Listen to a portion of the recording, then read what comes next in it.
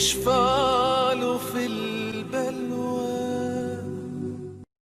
اعوذ باللہ من الشیطان الرجیم بسم اللہ الرحمن الرحیم۔ نالج فیکٹری کے دوستو السلام علیکم۔ ناظرین اکرام، حضرت یونس علیہ السلام کو اللہ تعالیٰ نے نینوا یعنی موجودہ عراق کا شہر موصل اس کی ایک بستی کی ہدایت کے لیے بھیجا تھا۔ نینوا میں آپ علیہ السلام کئی سال تک یہاں کے لوگوں کو تبلیغ کی دعوت دیتے رہے، مگر جب وہ قوم ایمان نہ لائی تو آپ علیہ السلام ان کو عذاب آنے کی خبر سنا کر تیونس کی طرف جانے کے لیے نکلے۔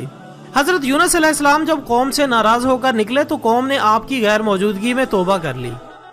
دوسری طرف آپ علیہ السلام اپنے سفر کے دوران دریا کو عبور کرنے کے لیے اسرائیل کے علاقے یافا سے کشتی میں سوار ہوئے، لیکن کچھ دور جا کر کشتی دریا کی موجوں میں پھنس گئی، اور اس وقت کے دستور اور رواج کے مطابق یہ خیال کیا جاتا تھا کہ جب کوئی غلام اپنے مالک سے بھاگ کر جا رہا ہو اور کشتی میں سوار ہو تو وہ کشتی اس وقت تک کنارے نہیں پہنچتی جب تک کہ اس غلام کو کشتی سے نہ اتار لے۔ اب ہوا یوں کہ کشتی بھنور میں پھنسنے پر ان لوگوں نے کرا ڈالا جو حضرت یونس علیہ السلام کے نام نکلا۔ سب کہنے لگے نہیں، ان کے چہرے پر سجدوں کے نشان ہیں، یہ ایسا نہیں کر سکتے۔ لہٰذا پھر کرا ڈالا گیا، پھر حضرت یونس علیہ السلام کا نام نکلا، اور جب 3 دفعہ کرا آپ کے نام ہی نکلا تو آپ علیہ السلام نے فرمایا کہ میں ہی وہ غلام ہوں جو اپنے آقا کو چھوڑ کر جا رہا ہوں۔ آپ نے خود ہی دریا میں چھلانگ لگا دی تاکہ دوسرے لوگ کنارے پر پہنچ جائیں۔ اتنے میں اللہ تعالیٰ نے ایک مچھلی کو حکم دیا کہ حضرت یونس علیہ السلام کو بغیر نقصان پہنچائے نگل لے۔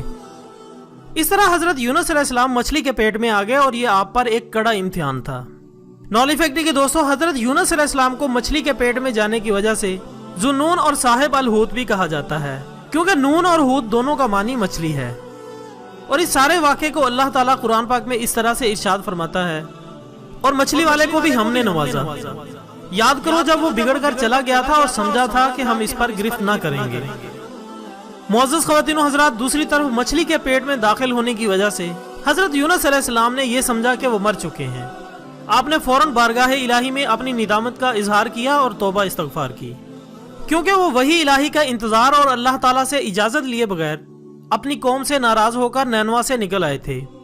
ان کی معافی کو قرآن پاک کی سورت انبیاء میں یوں بیان کیا گیا ہے، آخر کو اس نے تاریکیوں میں پکارا کہ تیرے سوا کوئی خدا نہیں، تیری ذات پاک ہے، بے شک میں نے قصور کیا۔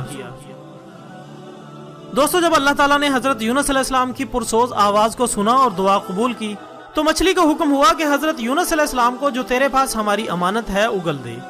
چنانچہ مچھلی نے دریا کے کنارے حضرت یونس علیہ السلام کو 40 روز بعد زندہ سلامت اگل دیا۔ وہ ایسی ویران جگہ تھی جہاں نہ کوئی درخت تھا اور نہ سبزہ، بالکل چٹیل میدان تھا، جبکہ حضرت یونس علیہ السلام بے حد کمزور ہو چکے تھے۔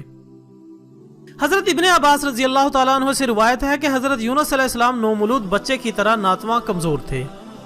آپ کا جسم بہت نرم و نازک ہو گیا تھا اور جسم پر کوئی بال بھی نہ تھا۔ چنانچہ اللہ تعالیٰ نے اپنی رحمت سے حضرت یونس علیہ السلام کے قریب کدو کی بیل اگا دی تاکہ اس کے پتے آپ پر سایہ کیے رہیں۔ اسی طرح اللہ تعالیٰ کے حکم کے مطابق ایک جنگلی بکری صبح و شام آپ کو دودھ پلا کر واپس چلی جاتی۔ یہ سب اللہ تعالیٰ کی رحمت اور فضل ہی تھا، ورنہ آپ ضعیف اور کمزور تر ہوتے چلے جاتے۔ حضرت یونس علیہ السلام کی اس کیفیت کو قرآن پاک اس طرح سے بیان کرتا ہے، آخر کار ہم نے اسے ایک بڑی سقیم حالت میں ایک چٹیل زمین پر پھینک دیا اور اس پر ایک بیلدار درخت اگا دیا۔ ناظرین اکرام، کئی 100 سال بعد جدید سائنس نے بھی بڑی مچھلیوں کی نشاندہی کی ہے جنہیں ویل مچھلی کہا جاتا ہے، بلکہ کچھ تحقیقاتی اداروں نے ان پر تحقیق کرنے کے بعد اپنی باقاعدہ طور پر رپورٹ بھی شائع کی ہے۔ نالج فیکٹری کے دوستوں، ویل دراصل دیوہیکل مچھلیوں کے ایک وسیع خاندان کا نام ہے، اس لیے یہ جاننے سے پہلے کہ حضرت یونس علیہ السلام مچھلی کے پیٹ میں کیسے زندہ رہے، ہمیں پہلے اس آبی جانور کے قد و قامت اور مخصوص عادات کو جاننا ہوگا، جس سے اس معجزے کو سمجھنے میں آسانی ہوگی۔ نالج فیکٹری کے دوستوں، ویل دراصل دیوہیکل مچھلیوں کے وسیع خاندان کا نام ہے۔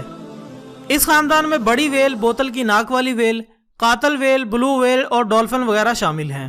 ویل باقی تمام مچھلیوں سے مختلف ہوتی ہے کیونکہ یہ اپنے بچوں کو دودھ پلاتی ہے۔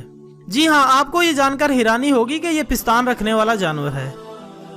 سب سے حیرت کی بات یہ ہے کہ اس کا خون گرم ہوتا ہے۔ ویل کے منہ کے قریب 2 نتنے ہوتے ہیں جو تیرتے وقت عموماً پانی سے باہر ہوتے ہیں، چنانچہ اسے سانس لینے میں کوئی دشواری نہیں ہوتی، جبکہ انسان زیادہ سے زیادہ صرف 1 منٹ تک سانس لیے بغیر پانی میں زندہ رہ سکتا ہے۔ حتیٰ کہ تجربہ کار غوطہ خوروں کو بھی سمندر کی گہرائی سے سیپ اور موتی نکالتے ہوئے 2.5 منٹ کے اندر اندر سطح پر واپس آنا ہوتا ہے۔ اس کے برعکس کوئل ویل، جس کے پشت پر پر ہوتے ہیں، 40 منٹ और स्पर्म व्हील 1 घंटे से जायद बगैर सांस लिए पानी में रह सकती है। मौजूद ख़वातीन और हज़रात, वेल की जिसामत 4 ता 100 फुट और वजन 100 पाउंड ता 150 टन होता है। एक मरतबा 98 फुट लंबी वेल को तोला गया तो इसका वजन हाथी के वजन के बराबर निकला। इसकी दुम हवाई जहाज की तरह होती है जिसका एक सिरा ऊपर की तरफ होता है। इसकी जिल्द शफाफ और चिकनी और मुंह के करीब मूंछों की तरह लंबे लंबे बाल होते हैं, जबकि वेल के दांत यकसा और एक ही कतार में होते हैं। अक्सर इसे शिकार पकड़ने की जरूरत भी पेश नहीं आती, क्योंकि इसका तैरते वक्त बस अपना बड़ा सा मुंह खुला रखना ही काफी होता है, जिससे बेशुमार मछलियां और दूसरे आबी जानवर अपने आप इसका चारा बनने के लिए चले आते हैं। और अगर दुनिया में वजनी और बड़ी जुबान का मुकाबला किया जाए तो नीली वेल सरे फहरिस्त रहेगी, क्योंकि इसकी जुबान का वजन 6 पाउंड के लगभग होता है और इसमें बेपनाह कुव्वत होती है। नाज़रीन इकराम, वेल का मुंह इतना बड़ा होता है कि इसमें 20-25 आदमी एक साथ बड़ी आसानी से खड़े हो सकते हैं, क्योंकि इसका मुंह बहुत फराख और वसी होता है, जिससे ये एक इंसान को बआसानी निगल सकती है और बाद में इसे उगलकर बाहर फेंक भी सकती है। इसके हलक के नीचे कई झुर्रियां होती हैं और जब इसे मामूल से ज्यादा चीज निगलना पड़ जाए तो झुर्रियों के खुल जाने से इसका मुंह वसीतर हो सकता है और वो एक आम इंसान की जिसामत से बड़ी अशिया को बआसानी निगल सकती है। ख़वातीन और हज़रात, कुरान पाक की 3 सूरतों में हजरत यूनुस अलैहिस्सलाम को मछली के निगल लेने का वाक़या बयां हुआ है। बाज मॉडर्न हजरात इस वाक़े की असलियत को शक की नज़र से देखते हैं कि आखिर इतने दिन तक आप अलैहिस्सलाम बगैर खाए पिए चारों तरफ से बंद एक अंधेर कोठरी में कैसे जिंदा रहे। लेकिन बात यह है कि मौजज़ात हमेशा अकल से बरतर होते हैं, जिनको देखने और सुनने वाले हैरान रह जाते हैं, और इनको मौजज़ा भी इसीलिए कहा जाता है कि ये इंसान की महदूद अकल में नहीं आते। लेकिन बहरहाल ये एक हकीकत है और इसी हकीकत के तनाजुर में मैं आपको चंद वाक़यात सुनाता हूँ। डॉक्टर अमरोज जॉन विल्सन ने हजरत यूनुस अलैहिस्सलाम के मछली के पेट में जिंदा रहने के बारे में एक थियोलॉजिकल रिव्यू आर्टिकल तहरीर किया है, जिसमें वो लिखते हैं कि मछली के पेट में सांस लेने के लिए काफी ऑक्सीजन होती है। इसके पेट का दर्जा हरारत 104 डिग्री फ़ारेनहाइट होता है, जो इंसान के लिए बुखार का दर्जा है। 1890 में एक जहाज फॉकलैंड के करीब वेल मछली का शिकार कर रहा था। इसका एक शिकारी समंदर में गिरा और देखते ही देखते वेल मछली ने इसे निगल लिया। बड़ी कोशिश के बाद 2 रोज बाद ये मछली पकड़ी, इसका पेट चाक किया गया तो शिकारी जिंदा निकला। अलबत्ता इसका जिस्म मछली की अंदरूनी तपश की वजह से सफेद हो गया था और 14 दिन के इलाज के बाद भी आखिर वो सेहतयाब हो गया।